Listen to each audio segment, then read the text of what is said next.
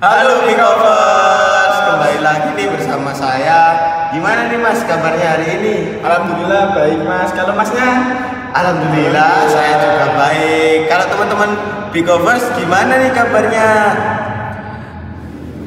Ya kita harap sih teman-teman Pikovers kabarnya baik ya. Ya, alhamdulillah. Jaga kesehatan ya teman-teman di sana.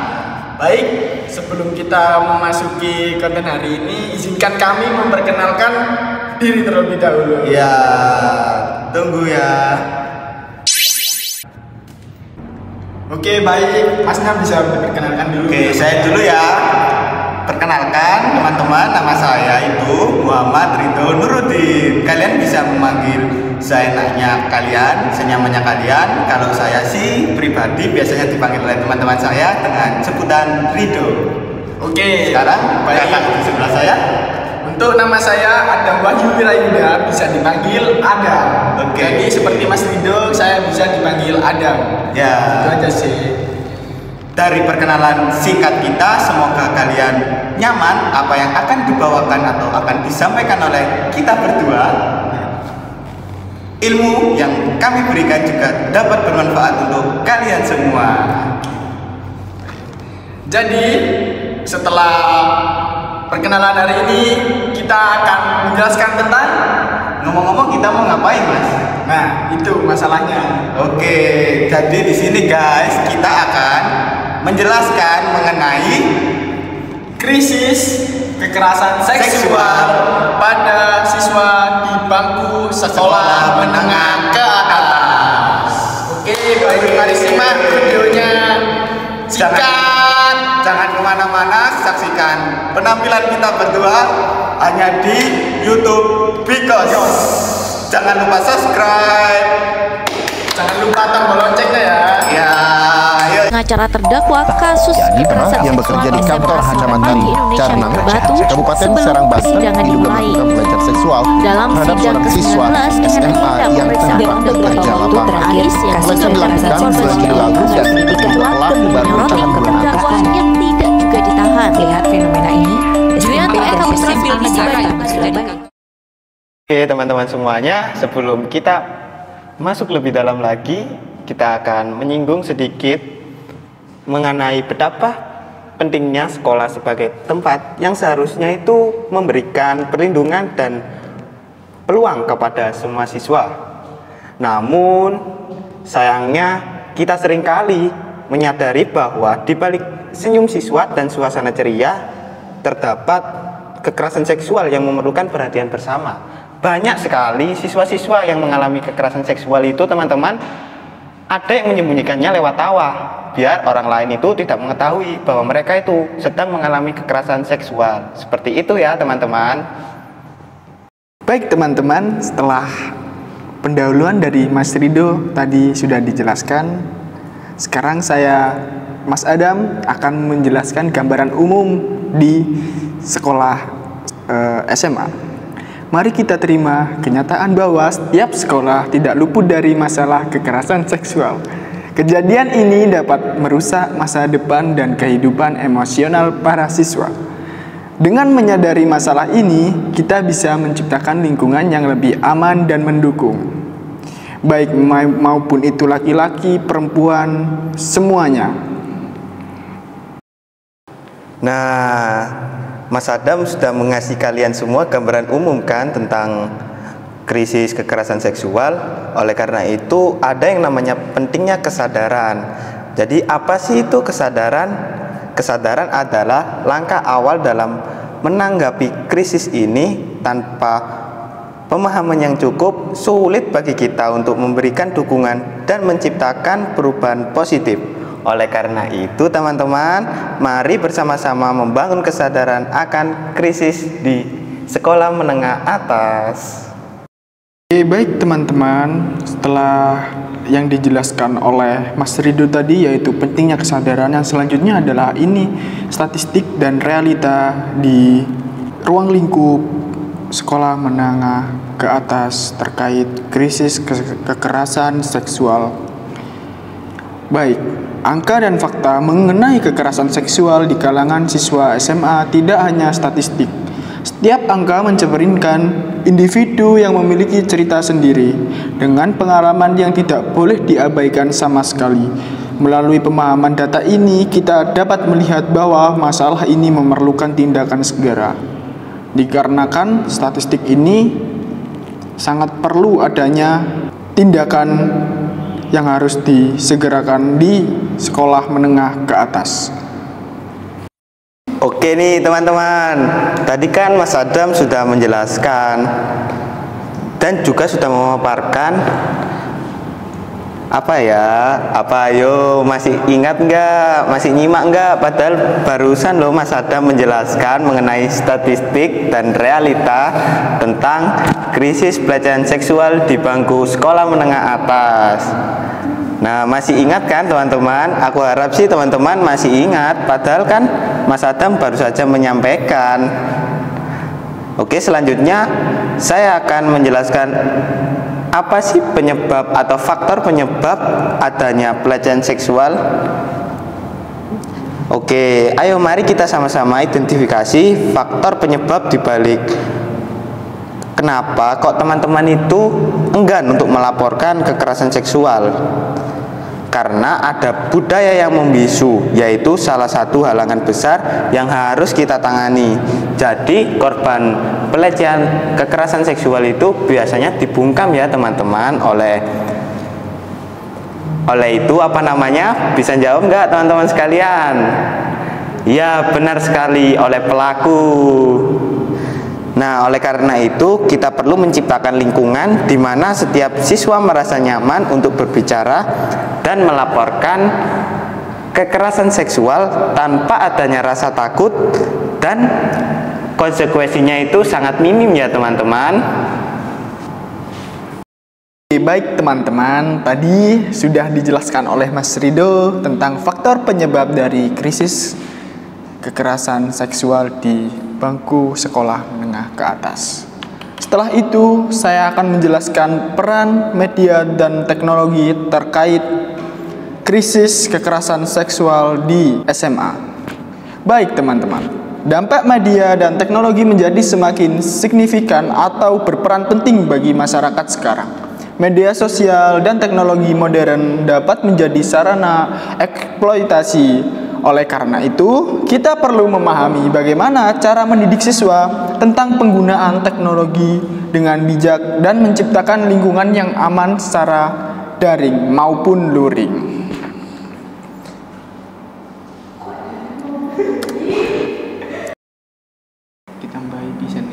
Nah, teman-teman, setelah dijelaskan oleh Mas Adam mengenai peran teknologi dan informasi, di sini saya akan menjelaskan dampak psikologis dan emosional yang terjadi pada korban kekerasan seksual. Yang pertama pastinya mereka memiliki trauma psikologis. Biasanya korban dari pelecehan seksual ini mengalami stres setelah terjadinya suatu insiden tersebut. Ditambah lagi biasanya korban pelecehan seksual itu mengalami depresi teman-teman, dan juga mengalami kecemasan pada hidupnya. Yang kedua, korban dari pelecehan seksual itu mengalami gangguan kejiwaan. Gangguan kejiwaan dalam korban pelecehan seksual itu dibagi menjadi dua nih teman-teman. Yang pertama gangguan kepribadian, yang dimana beberapa korban kekerasan seksual itu dapat mengalami perubahan dalam kepribadian mereka, seperti mereka mudah menarik diri dari lingkungan sosial.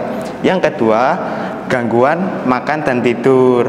Ada beberapa korban mungkin mengalami gangguan makan, seperti mereka itu kayak milih-milih makan gitu teman-teman, sehingga mereka lebih sedikit untuk makan karena mereka yang seperti saya jelaskan sebelumnya mengalami depresi dan stres pasca trauma, stres yang didapatkan setelah terjadinya suatu insiden tersebut teman-teman.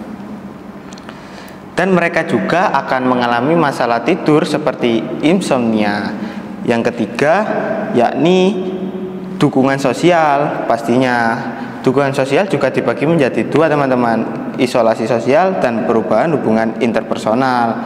Akibat dari stigma atau rasa malu korban terhadap apa yang didapatkan korban itu mungkin merasa sulit untuk berbicara atau mencari dukungan yang dapat menyebabkan isolasi sosial. Seperti yang saya jelaskan, bahwa korban dari pelecehan seksual itu teman-teman lebih sering untuk menutup diri atau menghindari kontak sosial. Seperti itu teman-teman. Yang dukungan sosial yang kedua itu berupa perubahan hubungan interpersonal, yakni hubungan dengan orang lain bisa menjadi sulit karena kesulitan mempercayai orang lain atau kesulitan membuka diri.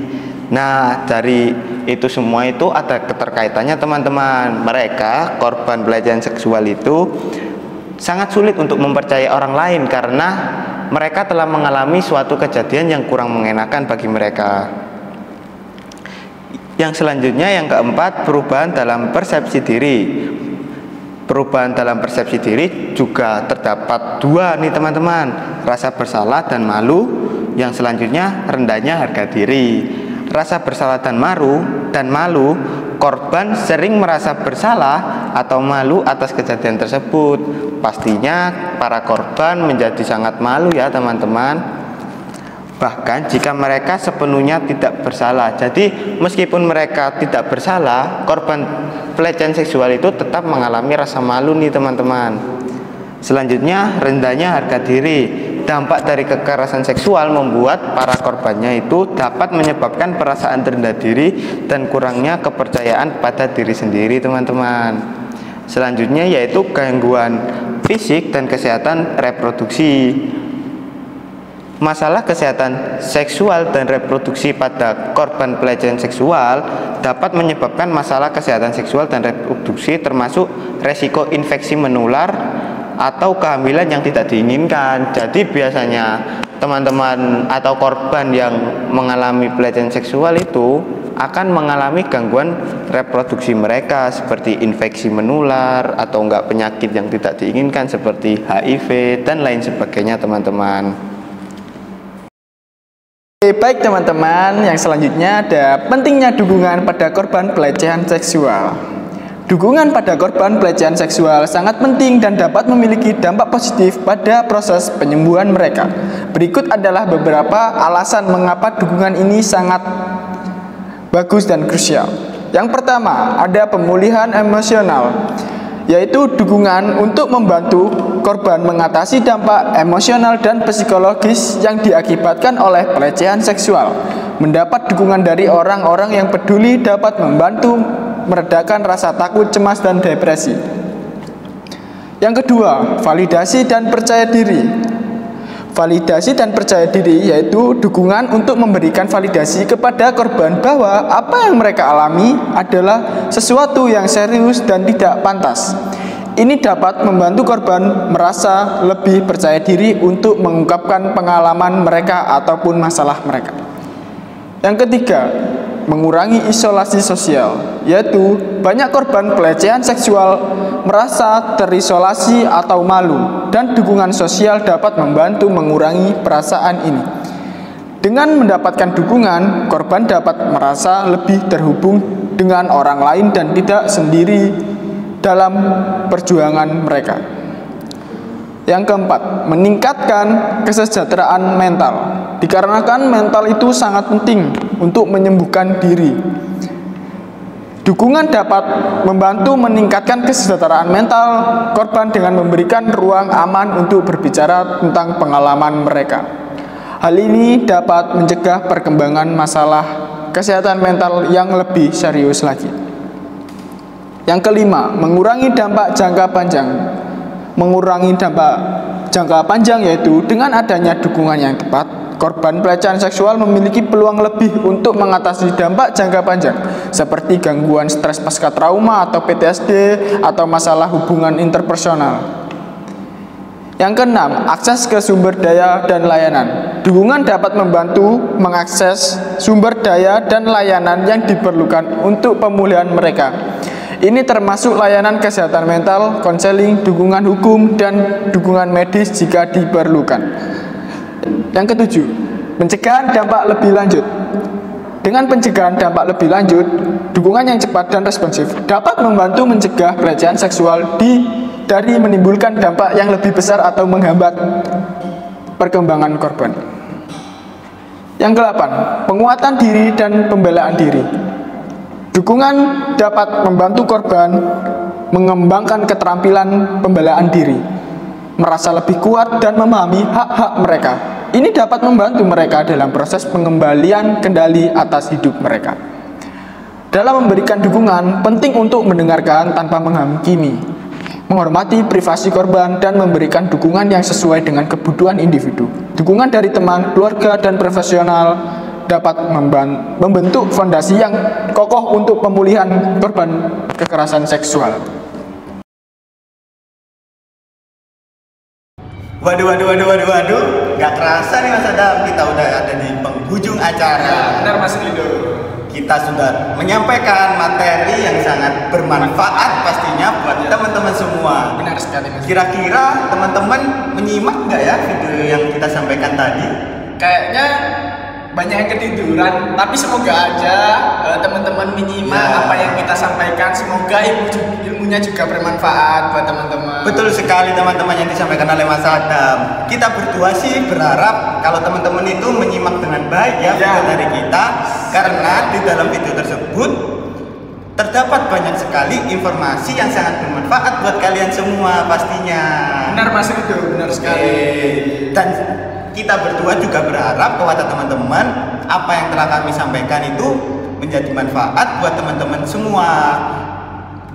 Kalian yang melihat video kita sampai akhir, silahkan ditulis pendapatnya di kolom komentar ya.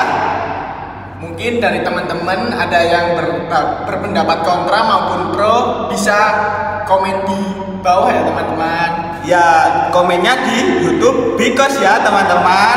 Oke, kami berdua, saya Mas Rido dan saya Mas Adam pamit undur diri. Sampai jumpa di video berikutnya. Dadah.